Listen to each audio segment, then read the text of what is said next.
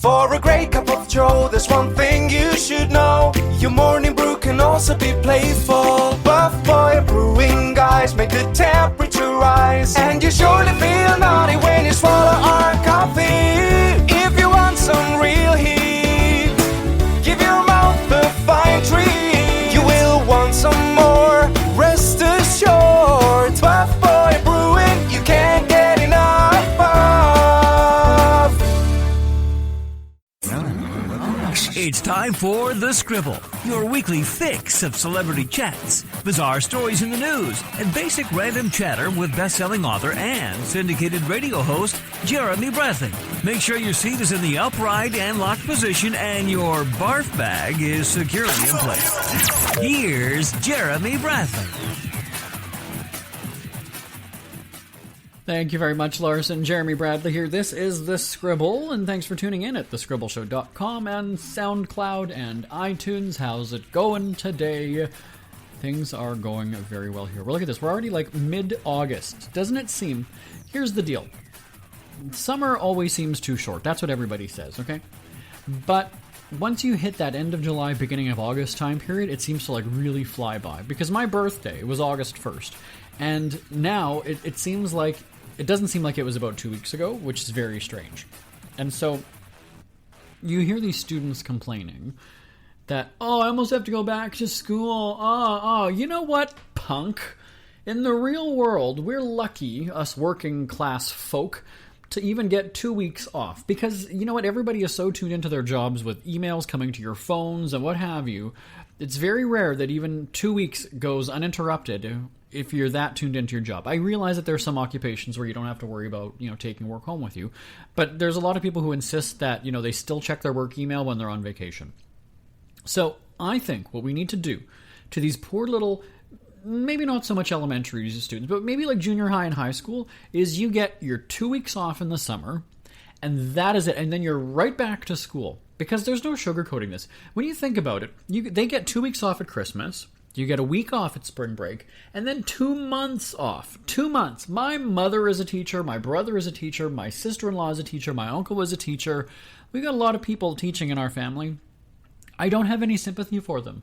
Oh, I only had 2 months out at the lake. Oh, it's so bad. You know what? Shut up. Shut up. Because I got maybe 4 days off in the last 10 years doing our syndicated radio show.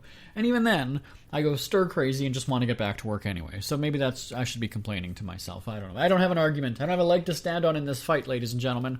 But certainly, the summer does go quickly. Make the most of your time. That's what I always say. Me, the person who sleeps till noon and then has a nap at 3 o'clock and then another nap at about 7 or 8 and then goes to bed at midnight. Yeah, that's how I live my life, everybody. I don't recommend that you follow along, but really, I've had some great success, so maybe you should. Send me an email live at jamieonair.com.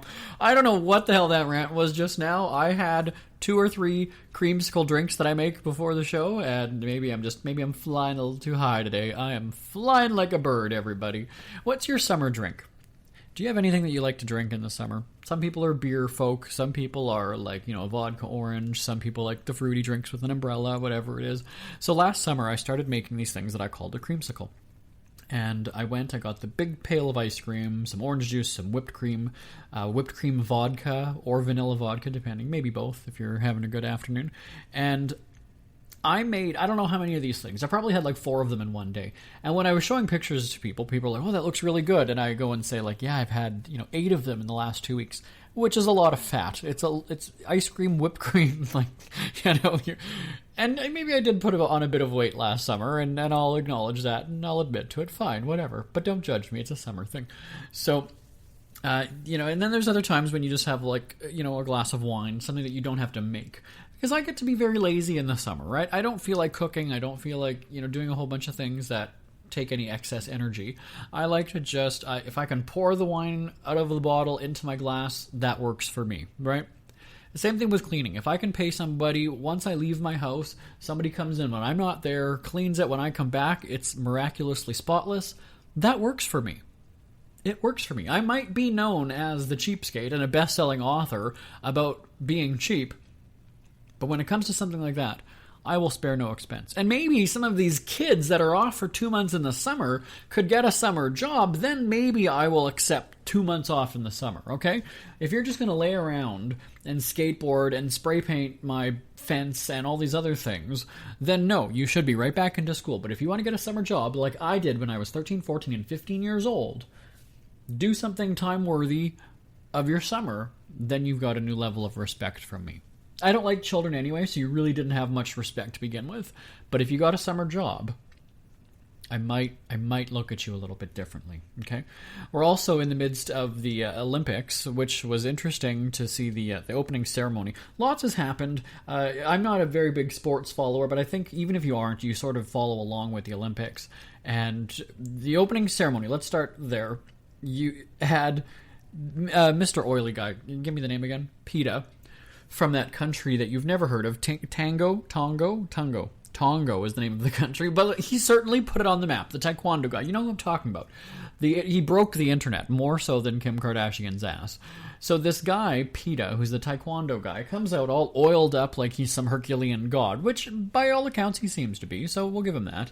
But he stole the show. Of all of the opening ceremony antics, the songs, the performances, the commercial breaks, if you watched NBC, he was the guy that everybody was talking about. Whether he did that to get attention, I don't know, but it worked, and I'm sure he's going to be getting lots of endorsement deals or offers after the Olympics. So then, last weekend, you had the gymnast guy who... Here's the interesting thing. So of course the story makes news. He broke his leg and it snapped in half or whatever the hell happened. So when you see the news story, here's what happens. You read it, you see that there's the little box that comes up on your web browser so you can watch the video. So you've read the story, you've read the gory details, you know what's going to happen. I want to know what percentage of people click to watch the video, because you know what you're going to see is gruesome and disgusting and horrifying, but you watch it anyway. And I'm one of those people. I was guilty of it. So I saw the video. I don't know if it was TMZ or there was a news website that had it. So either way, you read the story, you know what's going on, you scroll to the bottom, here's the video. You click play, you watch it, you're waiting. It's like one of those, I want to see it in slow motion, because you're like, wait for it, gonna happen. And then the guy takes the tumble, and then you see his leg dangling in the air. It's gross, it's horrible, you're going to YouTube it, you're going to watch it, and you're going to be creeped out. Take my word for it. So then, making matters worse, as they're taking him on the stretcher into the ambulance, they drop him. So I shouldn't laugh, because it really is bad to have something like that happen, I would imagine. Again, I'm no Olympian. I watch from my couch, or I drink in my backyard in the summer, so I'm certainly not competing for these things. But it's one thing to be there and have everybody witness it, but now it's live on television. Not that a billion people are watching in that moment, but certainly there's a lot that are watching that event. And then, thanks to the internet and social media, you've now got this infamy of the guy who, had his leg dangling because he landed oddly after doing his gymnastics competition. So, I don't know if it's embarrassing or what. I don't know that I'd be able to watch that if it was me, but at the same time, the damage is already done. I've already felt the pain, so why not watch it like everybody else has? So, that's just my thought on that. And then one other thought about the Olympics. I've been a newspaper columnist for 11, almost 12 years now. And it was either during Russia or Vancouver. I don't recall which one. But either way, I wrote a column saying that, congratulations to all the Olympians. It's awesome. And then there's that old adage, if you're over 30 like I am, it's not whether you win or lose, it's how you play the game, right? Well, I was mauled. I was attacked by people because I guess people just disagreed with me. You don't go there to come in second. You don't go there to come in third. And here I am congratulating even the people who, came in last during the race or whatever it was. Because let's be honest, you guys, almost every one of you listening right now is not qualified to be an Olympian. You might enjoy playing street hockey or hockey in the winter or basketball with your friends or whatever it is. Bottom line is you are not good enough to make the Olympics. So you can say that you're an awesome hockey player. You could say that you're, whatever, but you're just not. And that's not an insult. You're just not. I mean, I'm a great writer, but I'm certainly not the best writer in the world. I can admit that.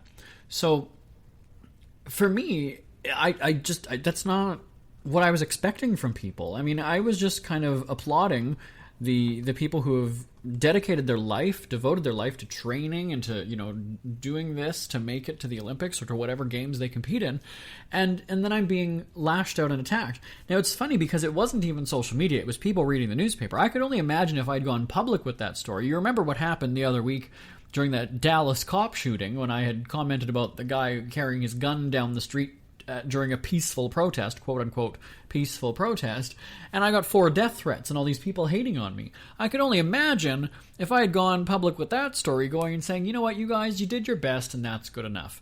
People apparently hate that opinion. We live in such a competitive world that is not the right thing to say. Isn't that bizarre?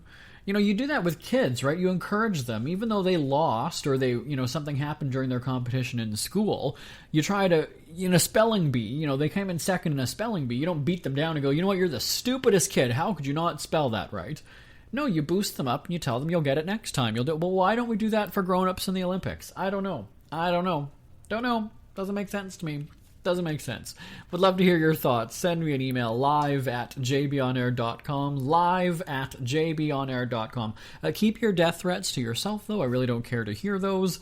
live@jbonair.com. More stories to rattle off to you right after this. Isn't it crazy that you wait for payday, but before you know it, you're strapped for cash again? It's time to stop blowing your money and become a smart spender with the book, The Official Guide to Being an American Cheapskate at cheapskatebook.com. Learn simple ways to cut costs at home every day and during special times of the year. Don't go broke at Christmas. Don't remortgage the house for a fancy vacation. The book is filled with tips to save you money throughout the year. Check out the best-selling book, The Official Guide to Being an American Cheapskate at cheapskatebook.com or on Amazon and iTunes. It's never too early to start thinking about your next holiday. Have you checked out Mexico recently? From tequila tasting, swimming with horses, to ziplining through the jungle and watching whales and dolphins in their natural habitat, Puerto Vallarta has it all. Visit mexico.jbonair.com to see all the fun PV has to offer. That's at mexico.jbonair.com for hundreds of photos, interviews, and videos from around the tourist hotspot. Check out mexico.jbonair.com for all the fun. That's mexico.jbonair.com.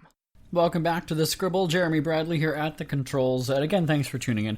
And now we are on Twitter at The Scribble Show, so follow along at The Scribble Show. And then my own Twitter, the one that we... Well, really, I'm not at the controls all the time because I have a life, so I'm really not on social media 24/7. You're going to see me tweeting every several hours on Twitter. It's not actually me there, and I guess you're not supposed to really tell that. You're supposed to make it seem like it is you, but I'm not going to lie. I'm honest with people. I have no interest in social media. I'm on Twitter because I have to be on Twitter, and so we do have some fun stuff. We've got Travel Tuesday, we've got Furry Friend Friday, we've got Throwback Thursday, we've got shameless self-promotion Saturdays or Sundays or whatever the hell it is. Follow along at SF as in Speak Free Celeb Watch, SF Celeb Watch. On that, speakfreecelebwatch.com is where you can go to hear all of the celebrity interviews that we've had on our syndicated radio shows, Top of the Charts and The Open Road, also here on the podcast as well, speakfreecelebwatch.com. Funny story for you. I think it's funny. It is funny. I was out walking the dog I've got 2 dogs. Wow, that was embarrassing. We're not going to redo that. We're going to keep going. I have 2 dogs. I was walking them the other day. And when I walk the dogs, I typically wear, I don't want to say a disguise, but I wear sunglasses and a hat. I'm a newspaper columnist in this city. People know me. They recognize me from book signings, from the media that I've done. I'm in the public spotlight. I certainly don't feel like I'm a celebrity. I don't have that kind of attitude or ego about myself. But I tend to get impatient when I'm walking the dogs, and here's why. There's so many people that in their front yard, they'll be doing yard work or whatever, and their dog is just out there wandering about. And so when we are coming down the sidewalk, oftentimes their dog will come running at us. And I don't know if it's threatening or scary or exciting for my dogs, but it could become an issue, right? You've got this dog lunging at you, mine are on leashes, and it's just not cool. It's one thing to have your dog on your own property, but now when it's coming to the public sidewalk or it's approaching or threatening the safety of even me, maybe it's coming to attack me, I don't know. And so I tend to yell at people and sometimes I swear at them, so that's why. That's why I wear my disguise. I don't know if I should be telling you this, but whatever. Bottom line is, be a responsible pet owner. Don't, I've got 2 very big dogs. The fact that you've got your little yappy Shih Tzu coming at us, one bite from my dogs, your dog is toast. So maybe I should just accept it and go, come here, little puppy, come here. And then, you get eaten and there you go. Anyway, so I'm out walking the dogs, and we go different streets. We go up and down. We go in circles. We just kind of go wherever, depending on how hot it is or if they're behaving. And so we're walking down the street. Now, there was this guy who came by on the other side of the street. He went on his bike and just continued on. I didn't think anything of it. And he'd gone by like a couple other times, and then he went down the street, and then he's on the sidewalk that we're on, so our side of the street. And I've got music on while I'm walking, and so he stops about 10 feet in front of us, and I'm kind of like, can I, help? He's on, a little BMX bike, so it wasn't anything. He didn't look gangster. I wasn't scared at all. But, we keep walking, and then he stops, and he starts talking about my dogs, and says they're so nice, and I was like, all right, kind of. And he's a young guy. He maybe a teenager, I'm not even sure. And so, petting my dogs, I've still got my music in, so I can only kind of half hear what he's saying. But then he starts asking me questions about them. How old are they? What are their names? And things like that. And I was fine making chit-chat. And then he says, you remind me of my friend so-and-so. And again, like I said, I've got my sunglasses and my hat on, so you can't even really see who I am. So I was like, oh, okay, cool. I didn't plan to engage that. And I was just like, all right, that's good, thanks. And he said, do you know so-and-so? And it's funny because of all of the people, now I live in a city of about 800,000 people. Surprisingly, I actually did know who the guy was that he was asking about, or his friend that he was telling me about. And so I kind of panicked in the moment, and I lied, and I was like, yeah, no, I don't know who that is. And he's like, oh, yeah, well, he works at such and such, and he does this and that. And I was like, yeah, no, I don't know, sorry. All in my head, I'm just like, oh my God, I totally know who that is. We had a business relationship, probably about 10 years, maybe even a little bit longer than that. We had a business relationship, haven't seen the guy in, again, about 10 years. It didn't last very long. And so, not that this guy would have even been old enough for me to start gossiping and go, oh, well, yeah, your friend's a dick, or oh, yeah, this and this happened. But instead, I just kind of lied, and I was like, yeah, no, I don't know who that is. And so, I felt bad after because I just felt bad for lying. Now, yes, this guy's a stranger. I've got no idea what his name is, who he is, where he lives, what the deal is. But I just felt bad lying to a stranger. And so it was awkward because you have those people all the time. It's happened to me, sure enough. We've got such a big family. They live in so many different towns outside of the city here that it's not uncommon when I'm doing a book signing or if I'm out in public, somebody to stop me because they know my grandma, they know my mom, they know my dad, they know my cousin from Kenora, Ontario, or they know so-and-so who lives in Quebec. And I don't know who they are a lot of the time. And I've gone to, I don't know how many wedding showers, baby showers, everything that happens in our family. They might look familiar to me, but I got no idea who you are.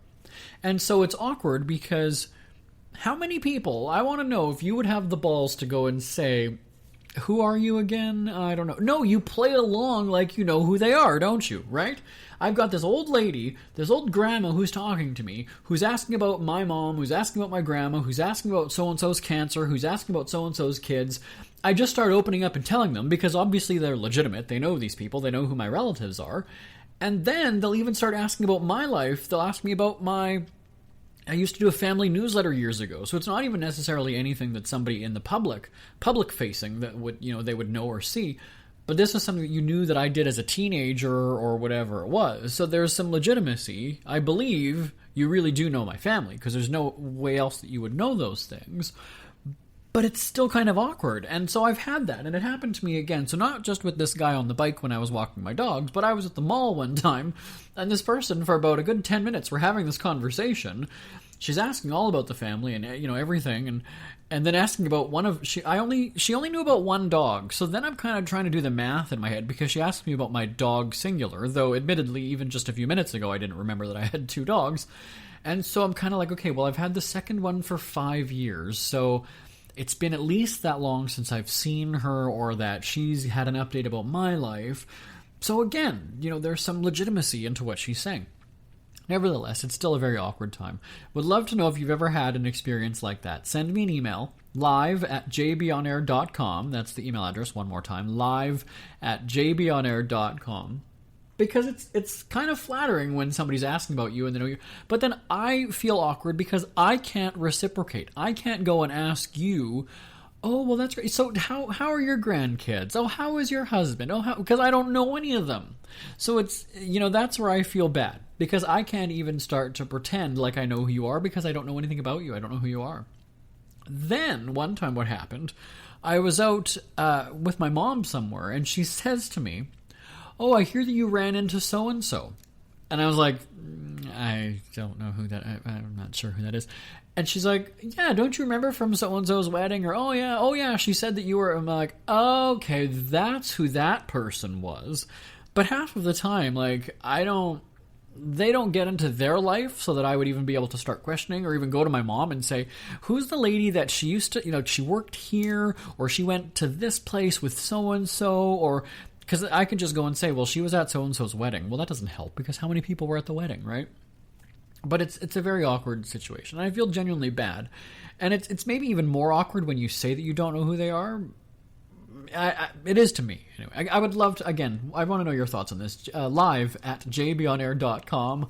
Live@jbonair.com. We've got to take another break. We're back right after this here on The Scribble.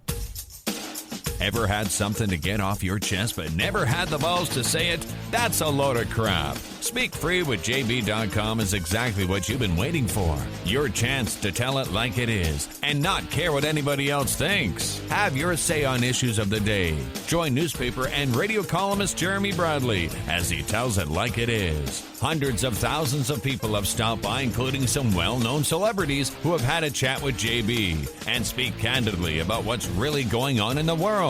You can join them too.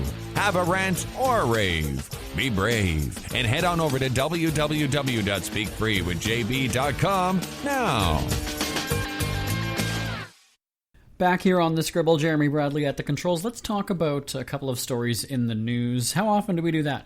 So there was a guy who flew to China, a Dutch man flew to China, to meet what he called his online girlfriend. He waited at the airport for 10 days. Have you heard about this guy? His name is Alexander. He was there. He waited at the airport. The girl, or the woman, never showed up.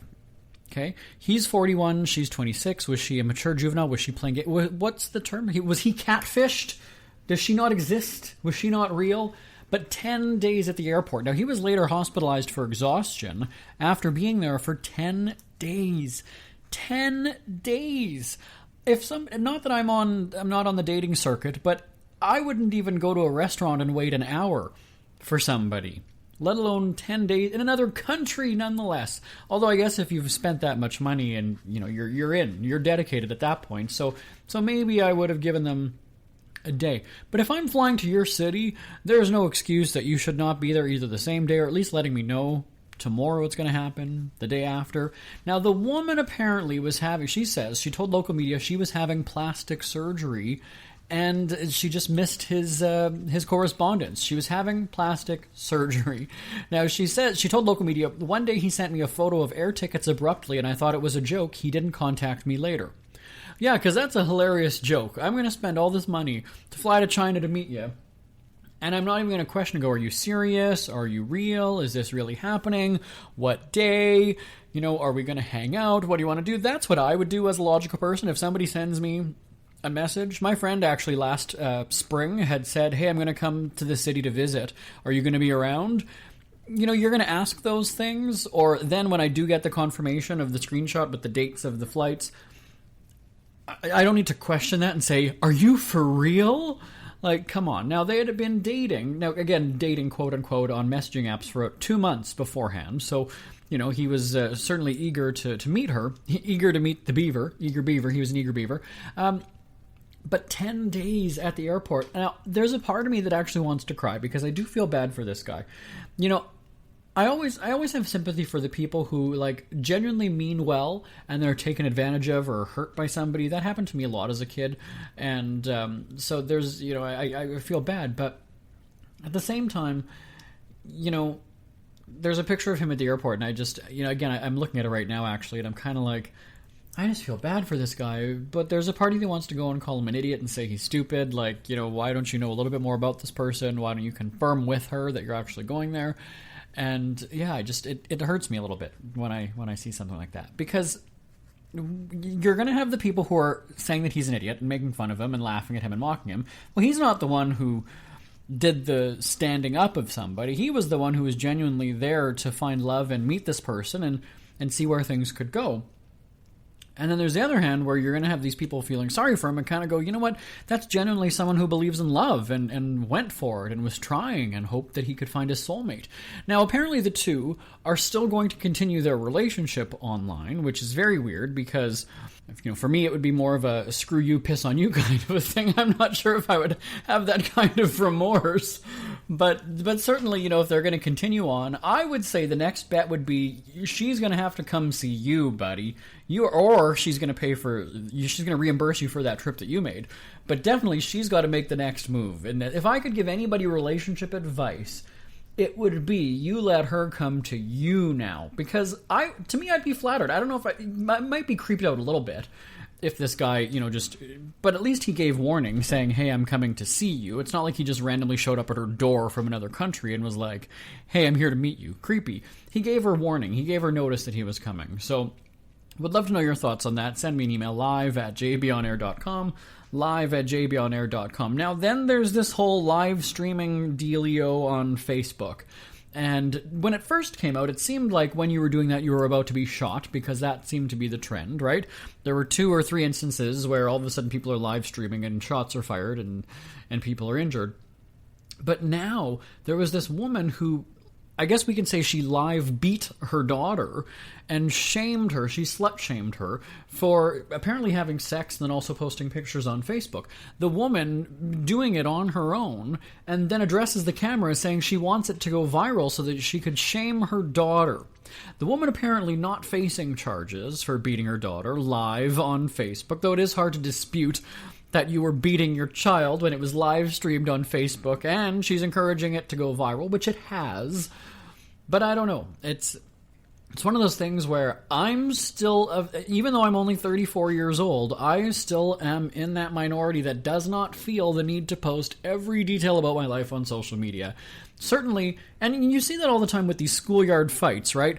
You see the kids, they're circling each other. There's a big group. Everybody's got their phones out to record the fist fight that's about to happen. I don't get it.